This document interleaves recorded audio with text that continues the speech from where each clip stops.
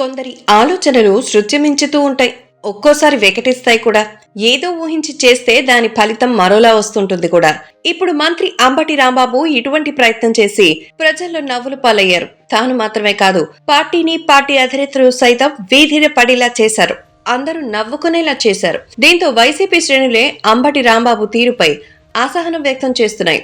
ఇంతకీ ఆయన చేసిన పనేంటంటే, ఫ్యాన్ గుర్తు రంగులతో కూడిన టీ గ్లాస్ ను నియోజకవర్గ వ్యాప్తంగా పంచడం. టీ తాగిన తర్వాత అవి చెత్తబుట్టలోకి వెళ్లడం, ఎక్కడెక్కడైతే చెత్త కుప్పల్లో కనిపించడంతో సరైన ట్రీట్మెంట్ ఇచ్చారని ప్రజలు సెటైర్లు వేసుకోవడం వరకు వచ్చింది పరిస్థితి. అంబటి రాంబాబు వైసీపీ గురించి అందరూ మాట్లాడుకోవాలని భావించారు. అందుకేం చేయాలని ఆలోచన చేశారు. టీ గ్లాస్ పై తనతో పాటు జగన్ బొమ్మనేశారు. పార్టీ రంగును అతికించారు. కనీసం ఎవరిని సంప్రదించకుండా సత్తెనపల్లి నియోజకవర్గ వ్యాప్తంగా ప్రతి టీ దుకాణానికి పనిచేశారు. ఏదో ఘనకార్యంగా తనకు తాను జబ్బలు చర్చుకున్నారు. అటు టీ దుకాణదారులు సైతం ఖర్చు తగ్గిందని భావించారు.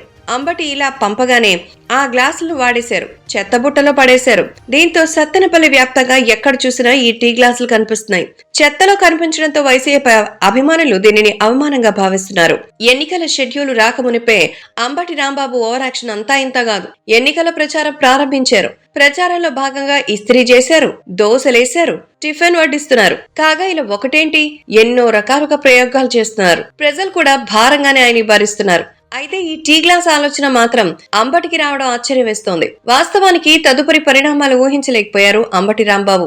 ఈ టీ గ్లాసులు చెత్త కుప్పల్లో దర్శనమిస్తుంది. ఆ ఫోటోలతో కూడిన గ్లాసులపైనే కుక్కలు, మనుషులు చేయకూడని పనులు చేస్తున్నారు. ఏదో చేద్దామనుకుంటే ఏదేదో అయిపోతుందని వైసీపీ నేతలు సైతం బాధపడుతున్నారు.